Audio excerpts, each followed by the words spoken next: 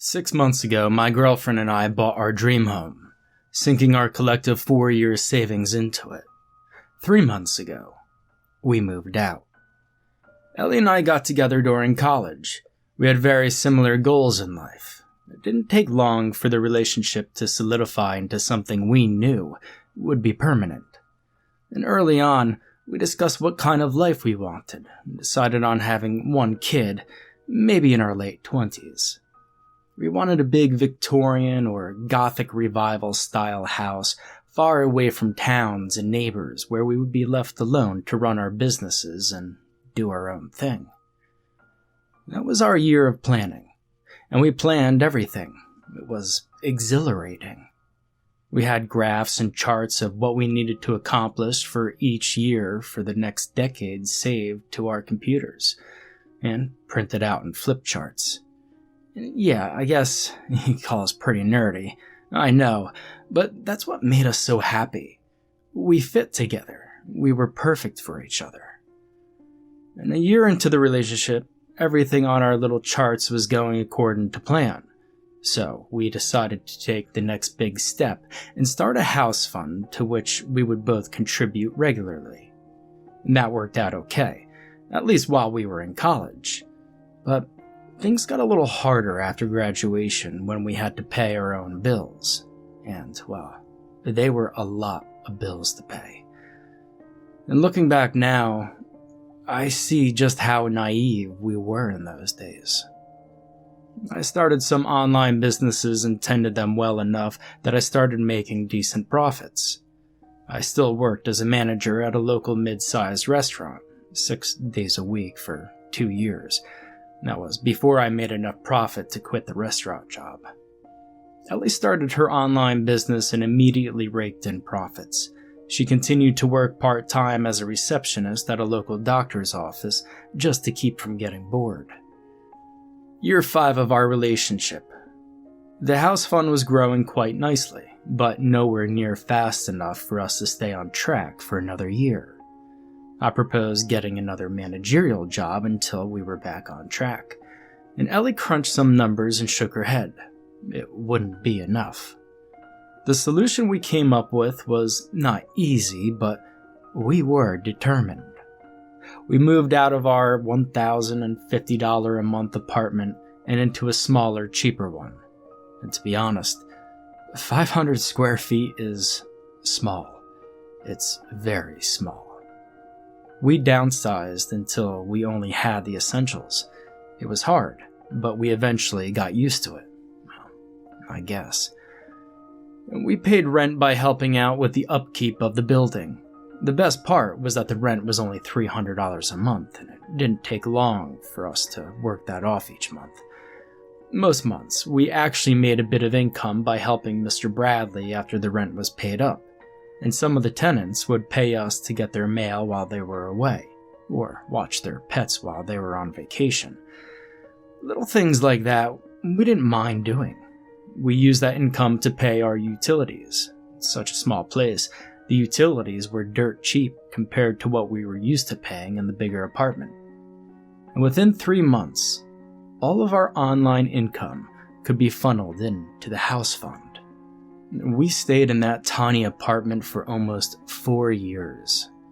Ironically, after a few years together, our goals that we were so set on changed. Our businesses were almost exclusively automated, so we had very little to do to earn money, just the work at the apartment building. So year 8 was coming up quick. Ellie and I wanted to get married, but not while we were living in a 500 square foot apartment.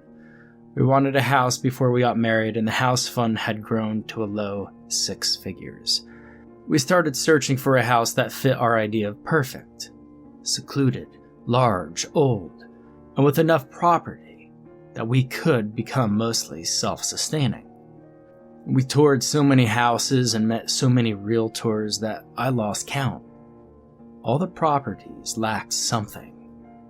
And that thing that we would know when we found it. That magical spark, I guess. But 1 month after our 8-year anniversary, Ellie and I made an appointment and drove for over an hour to tour a Gothic revival house located far up on a mountain. It was like something out of a fairy tale. The house rose up out of a misty mountain landscape as we approached. I know, it sounds unbelievable, but let me tell you, it was actually quite foggy that day. But by the time we reached the front porch, I don't think either of us had a doubt that this was the house. This was our dream house. We had finally found it. The realtor, a short woman in her mid-40s with more energy than a hyperactive toddler, greeted us as she unlocked the big black double front doors. Ellie, smiling broadly, shook off through the house without waiting for the realtor. I was close on her heels, and the excitement was too much to contain for either of us. We were like two kids in that house, running from room to room, oohing and aahing over the stained glass windows and the antique furniture. The dark, original handcrafted woodwork that adorned every window, corner, fireplace, and door was simply amazing. And by the time we had reached the attic, we knew that this house was going to be ours. It didn't matter what the asking price happened to be, or that the place would be inaccessible come winter. There was a fine coating of dust and delicate cobwebs decorating the whole of the attic, giving it an untouched, magical feel. And there was quite a bit of old furniture and leavings from past residents that we would have to sort through. Instead of deterring us, we thought it would be fun, and added a bit of adventure to our move. We headed back down to find the realtor, whom we'd lost on the second floor. She was going from room to room calling for us when we emerged from the third floor staircase. She told us that the property had 92 acres, and there was a large pond, 2 barns, and several little outbuildings, though most of them were in such disrepair that they needed to be demolished. How much was our only question at that point. We were sold. I believe even before we even entered the house. And had it lay there in a dilapidated state and nearly uninhabitable, we would have still considered buying it. She trilled out her high-pitched, nervous laughter and pulled papers from a portfolio. The asking price is $198,000. She looked at the papers again and nodded, saying, yes, that's what it says here. That's quite a steal for a house in this kind of condition. It's move-in ready. She laughed again and handed me the paper, sliding her glasses to the top of her head. Ellie and I read the informational paper, and Ellie squealed with delight. I, on the other hand, asked, "What's the catch? That can't be right for so much property in the house, can it?" "Well, let me make a couple of phone calls just to be sure, but that is what this paper says." She pulled out her phone and made a face. "There's no service up here. Let me go downstairs and try again." We followed her to the ground floor, and finally, she had to go outside to get service, and we left her to it as we talked. Coming back with a big smile, she nodded. That was indeed the correct price. The house had been in the same family for over 100 years, and the current owner had recently been placed in a nursing home and needed to sell the place quick. It was a sad story, but Ellie and I felt lucky that we had found the place and had the money to buy it outright. A month later, we were moving into our dream home, and that was 6 months ago. The only major problem with the place was that we couldn't get cell service unless we were in the attic or outside. We had a router on every floor broadcasting our internet signal, and on the second floor, where we set up our offices, we installed 3 routers just to ensure there was no interruptions while we worked. The first week in the house was spent unloading our boxes and realizing that we didn't own enough things to fill up even one level of the huge house. We spent most of that week laughing and still feeling the same excitement we'd had on our first visit to the house. That is, until Thursday, when things took a slightly sinister turn. Ellie woke up early stating that she'd heard a door slam somewhere in the house, and our bedroom was on the second floor, and she thought the sound came from above us. How could that be, Ellie? The place is locked up tight and we have the only keys to the doors. I reached over to the nightstand and picked up the large key ring and rattled the skeleton keys at her. I felt like some medieval jailer with all those skeleton keys, and I laughed. I don't know, but I know what I heard. I'm going to check upstairs. Ellie didn't laugh. She had been truly unsettled by the sound that I hadn't heard. And though I couldn't share her fear that someone was in the house, I accompanied her. I mean, that's my job, right? I'm supposed to protect her. She stopped at the landing on the third floor and flipped on the hallway lights.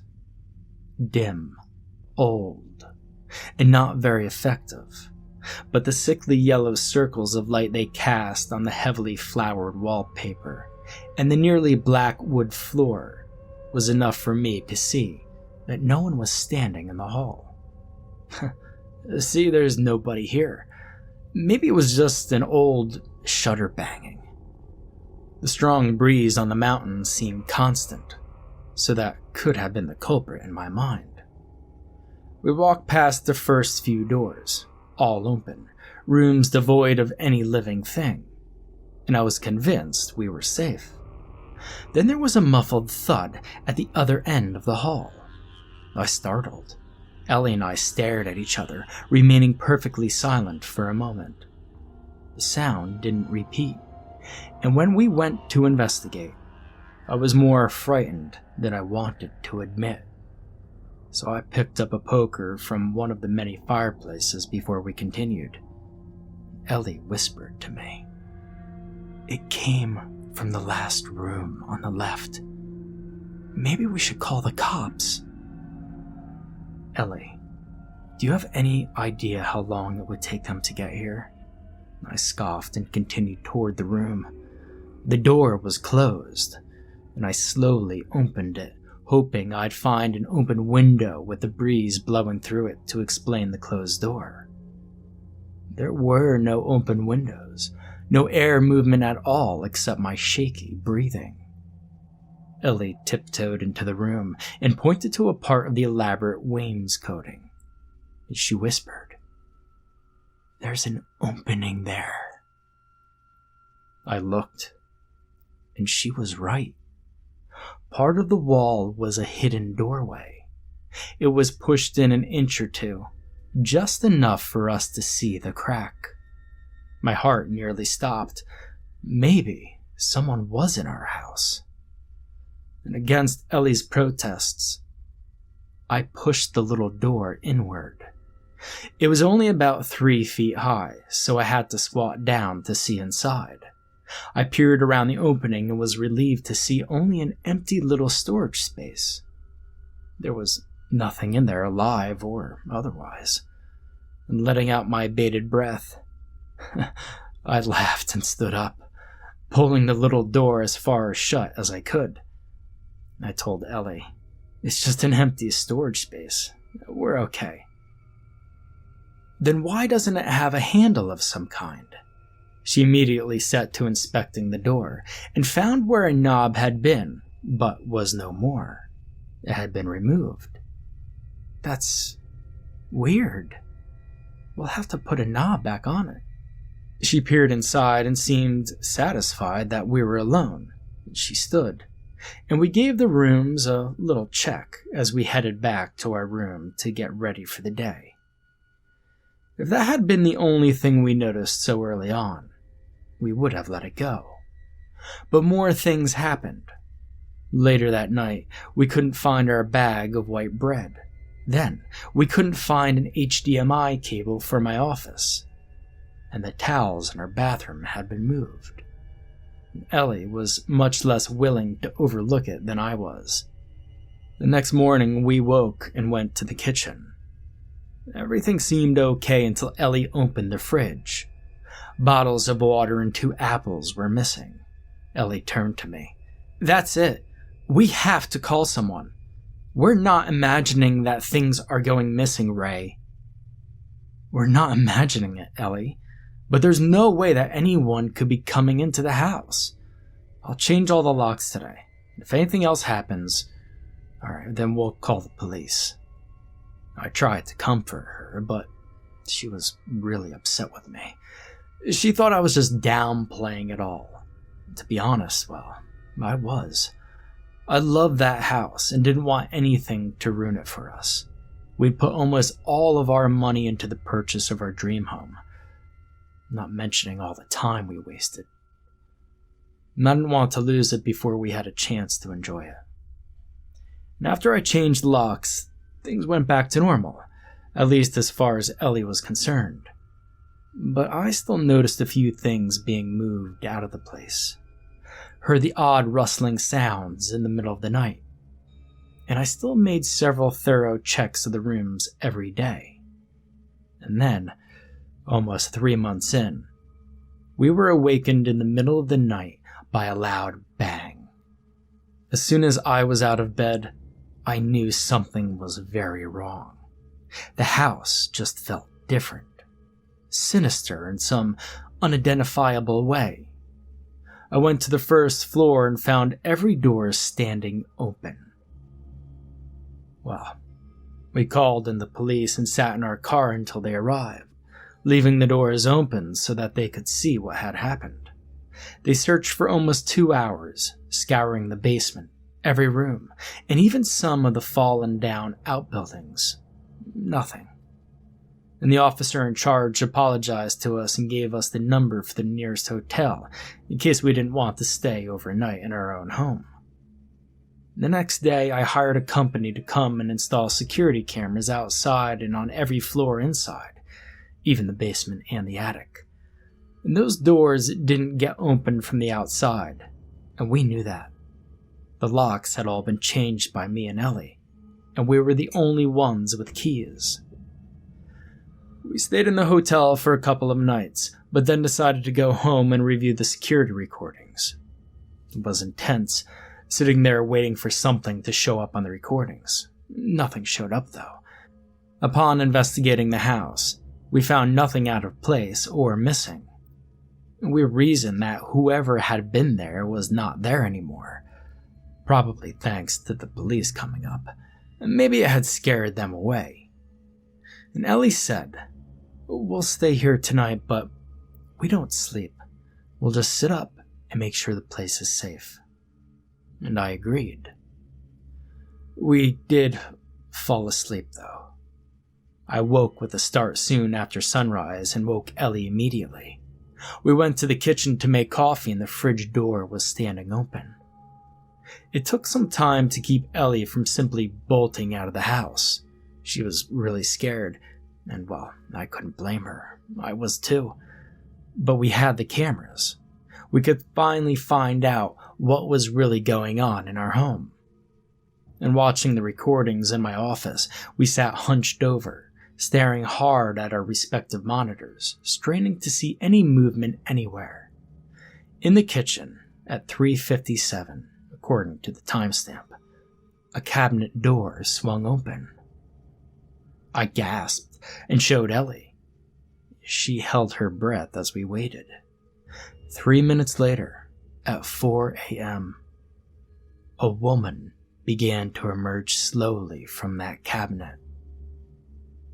And let me tell you, it was the most frightening thing I'd ever seen. And Ellie, well, she whimpered, and then she began to sob. "Ray, we have to go." "What the hell is that?" "She came out of the cabinet where I was going to put all our pots and pans that we don't use much." "How was she in there all this time? Where did she come from?" And Ellie was working on being hysterical. I was nearly glued to the monitor, watching as this woman moved around our kitchen, touching our things, got into our food in our fridge. Something seemed to startle her, and she looked up at the ceiling, and then she climbed quickly back into that cabinet and pulled the door closed. Ellie whispered, "Is she still there, you think?" And I fast-forward the recording, and she never came out again. She has to be. She never came out again. We left the house, went to the police station, and reported the woman. We played the recording for the police and showed them the cabinet. They searched the house, but it was empty. But when they searched that cabinet, one of the deputies found that a panel slid aside at the back. There was an opening that led between the walls of the house. And they found that a woman had been living in between the walls of the house for what seemed like a very long time. Anyway, she's in the mental hospital in town now, and Ellie and I couldn't live in that house afterward. Just the thought of someone living inside the walls of the house was enough to keep us away.